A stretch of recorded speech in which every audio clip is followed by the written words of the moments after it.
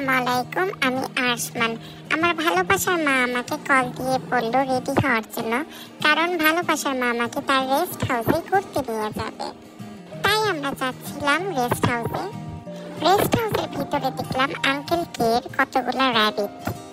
এই র্যাবিটগুলো আমাকে ভিতরে ডাকছিল নাস্তা খাওয়ার জন্য।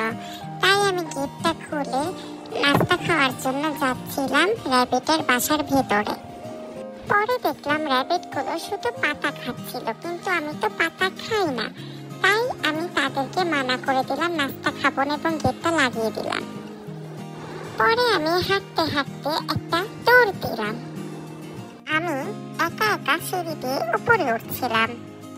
ভালোবাসা মায়ের রেস্ট হাউসে এই রিক্সাগুলা এলোমেলো করে রেখেছে, তাই আমি সেগুলো গুছিয়ে দিচ্ছিলাম। রিক্সাগুলো সুন্দরভাবে পার্কিং করে কতক্ষণ সোফার উপর বাড়ি দিলাম। ভালোবাসার মা আমাকে বলল রিক্সাগুলো সুন্দরভাবে সাজিয়ে রাখতে। এই সিএনজিটার ভিতরে একদমই গ্যাস নাই, তাই আমি নিয়ে যাচ্ছিলাম একটু গ্যাস ভরে আনার জন্য। তারপর আমি একটি বেবি ট্যাক্সি এবং একটি ভ্যান গাড়ি নিলাম, কারণ ভালোবাসার মা এই গাড়িগুলো শুধু সাজিয়ে রেখেছে, একদম পার্কিং করেনি। তাই আমি সুন্দর মতো পার্ক করছিলাম। তারপর একটা দৌড় দিলাম। এখন একটা ঠেলা গাড়ি নিলাম এবং সেটাও আমি পার্কিং করলাম। তারপর দেখলাম একটা ব্ল্যাক কালার সাইকেল, সেটা আমি নিয়ে নিলাম এবং দেখলাম একটা ব্ল্যাক কালার রিক্সা এবং সেটাও আমি পার্কিং করে ফেললাম। বাকি গাড়িগুলো নিতে পারছিলাম না, কারণ ভালোবাসার মা শিশুদের হাতের নাগালের বাইরে রেখে দিয়েছে। তাই আমি আমার আম্মুকে ডাক দিচ্ছিলাম এগুলো নামিয়ে দেওয়ার জন্য। পর একটা মোটর বাইক নিলাম। গাড়িগুলো সুন্দরভাবে পার্ক করতে করতে পিছনের দিকে তাকালাম।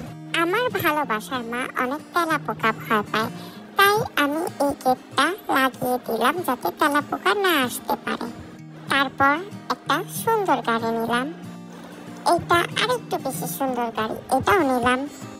এই গাড়িটা তো আরো বেশি সুন্দর, এটাও আমি নিয়ে নিলাম। এটা আবার কেমন গাড়ি সেটা আমি বুঝতে পারছিলাম না। আম্মু বলল এটা কামান, এটা দিয়ে যুদ্ধ করে। তাই আমি সেটাও নিয়ে নিলাম পার্কিং করার জন্য। সুন্দরভাবে সব গাড়ি পার্ক করেছিলাম দেখে ভালোবাসার মা অনেক খুশি হয়ে গেল। কেলকে আমাকে ছাদে নিয়ে গেল কবুতরের বাসায়। আমি তো কবুতরের বাসা দেখে একদমই অবাক হয়ে গেলাম। আঙ্কেলকে আমাকে কোলে নিল কবুতরগুলো দেখানোর জন্য। এই কবুতরগুলো অনেক সুন্দর। আঙ্কেলকে অনেক ভালো আমাকে কোলে নিয়ে কবুতর দেখাচ্ছিল।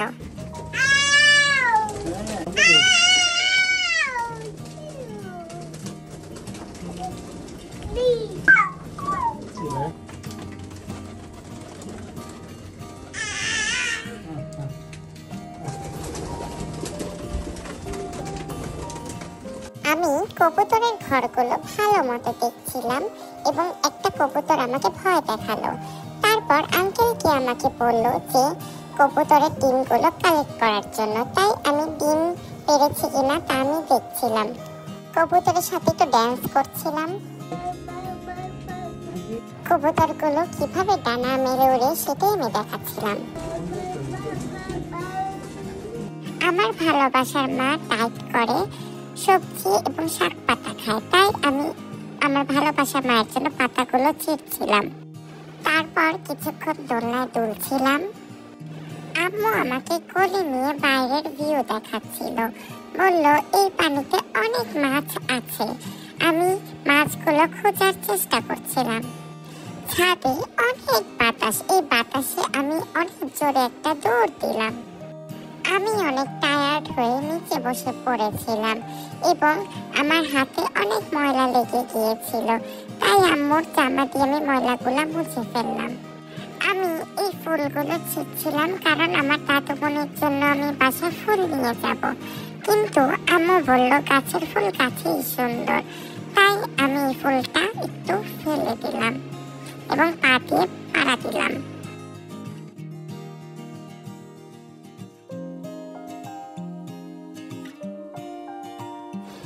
এটার ভিতর কে আছে তাই নক করলাম।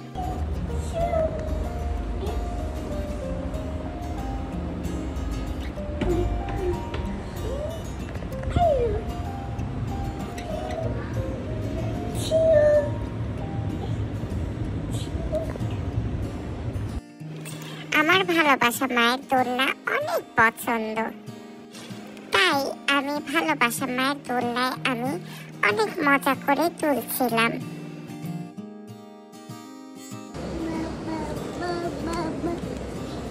আমার অনেক ইমার্জেন্সি কল এসেছিল, তাই কলটা পিক করলাম।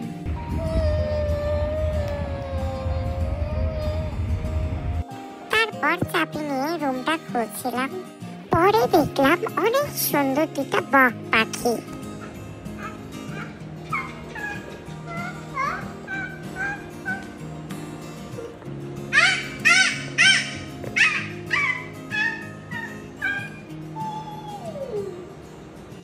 পরে বুঝতে পারলাম এই দুইটা নকল বক পাখি, ওদেরকে আমি ভালো মতো ধরে দেখে নিচ্ছিলাম।